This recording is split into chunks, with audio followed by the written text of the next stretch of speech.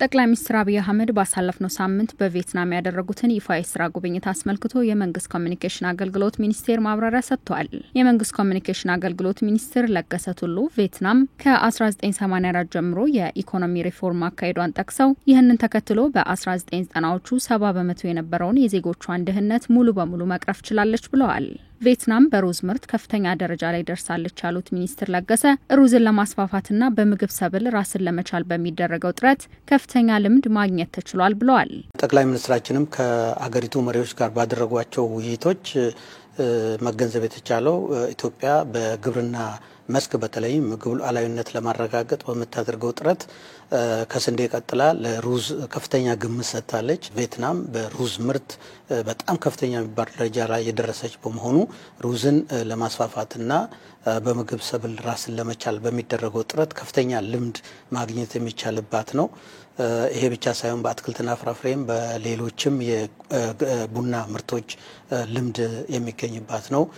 በተመሳሳይ እኛ በግሪን ሌጋሲ የአረንጓዴ አሻራ የደን ሽፋናችንንም የአየር ብክለትንም ለመከላከል የምናደርገው ጥረት ከቪየትናም ጋር ተመሳሳይ ስለሆነ ልምድ ማግኘት የሚቻልበት ሁኔታ ነው ያለው። ቪየትናም በኢንዱስትሪ ዘርፍ ከዓለም የንግድ ድርጅትና ሌሎች በቀጠናው ከሚገኙ ሀገራት ጋር ባደረገችው ስምምነት ከፍተኛ ቀጥታ ኢንቨስትመንት መሳብ መቻሏን የገለጹት ሚኒስትር ለገሰ ኤክስፖርት መር ኢኮኖሚ ገንብታለችም ነው ያሉት። ከዚህ አንጻር ኢትዮጵያም በተለያዩ ዘርፎች ተኪ ምርቶችን ለማምረት እያደረገች ላለችው እንቅስቃሴ ጠቃሚ ልምድ አግኝታለች ብለዋል።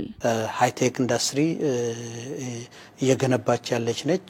ኤክስፖርትም በጣም ከፍተኛ ነው። በተለይም ኤሌክትሮኒክስ፣ የቴክስታይል እና የመጫሚያ ምርቶች ከፍተኛውን ቦታ የሚይዙ ናቸው።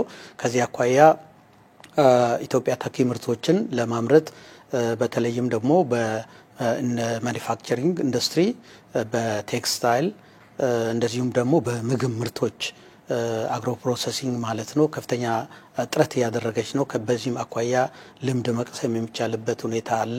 በከተማ ግንባታ፣ በኮሪደር ልማት ስራ፣ በድህነት ቅነሳና በቱሪዝም ዘርፍም ሀገራቱ ልምድ ለመለዋወጥ የሚያስችላቸው ሁኔታ መፈጠሩን አንስተዋል። ጠቅላይ ሚኒስትሩ ከሁሉም የሀገሪቱ መሪዎችና ባለሀብቶች ጋር ባደረጓቸው ውይይቶች ከአፍሪካ ጋር ለመወዳጀት ከፍተኛ ፍላጎት እንዳላቸውና ባለሀብቶችም በኢትዮጵያ ኢንቨስት ማድረግ እንደሚፈልጉ ገልጸዋል።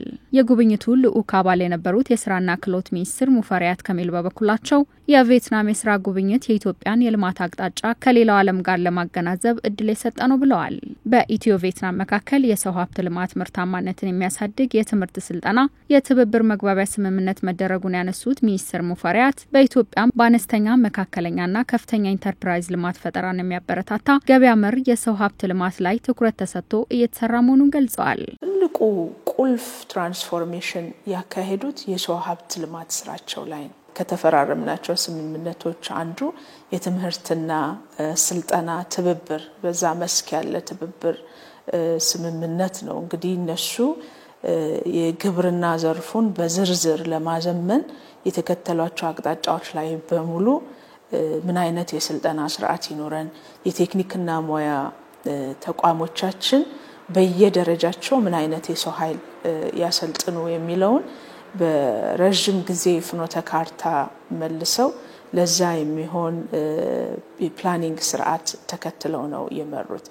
የኛንም አቅጣጫ ካየን የዞኒንግ እና ዲፈረንሺዬሽን ብለን እንደየአካባቢው አንጻራዊ ጠቀሜታ ላይ የተመሰረተ የሰው ሀብት ልማት ስራ እንዲሰራ ነው ዳይሬክሽን ተይዞ የሪፎርም አጀንዳ ተቀርጾ ወደ ተግባር እየተገባ ያለው። የጠቅላይ ሚኒስትር ጽህፈት ቤት ፕሬስ ሴክሬታሪያት ኃላፊ ቢለኔ ስዩም በበኩላቸው ጠቅላይ ሚኒስትር አብይ በቪየትናም ያደረጉት ጉብኝት የሀገራትን ግንኙነት የሚያጠናክር መሆኑን ገልጸው ከሀገሪቱ በኢኮኖሚ፣ ኢንዱስትሪ፣ ግብርናና ሌሎች ዘርፎች ተሞክሮ መቀሰሙን ተናግረዋል። እንደሚታወቀው ቪየትናም በጣም የምታወቀው መዋለ ንዋይን በመሳብ ነው።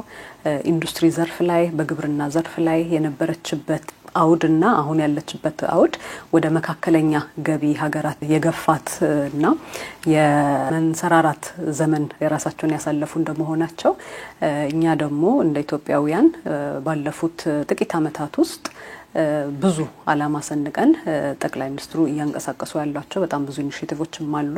በተለይ በማክሮ ኢኮኖሚ፣ በኢንቨስትመንት፣ በግብርና መስኮች ብዙ ነገሮችን ለማሻሻል እየተጣረበት ባለ ጊዜ ውስጥ ከቪየትናም ጋር እነሱ የሄዱበትን ሂደትና ልምዶች ለመቅሰም አውድ የፈጠረ ጠቃሚ ውይይቶችና የልምድ ልውውጦችም ነበሩ። በሀገሪቱ ከከፍተኛ አመራሮች ጋር በተደረጉ ውይይቶች በኢትዮጵያ አሁን ላይ ያለው ምቹ ሁኔታን በመጠቀም ግንኙነትን ይበልጥ ማጠናከር እንደሚፈልጉና በአፍሪካም በኢነርጂ ዘርፍ መዋለ ንዋይን በማፍሰስ ኢንቨስትመንቶችን ማበረታታት እንደሚገባ ማንሳታቸው ተገልጿል።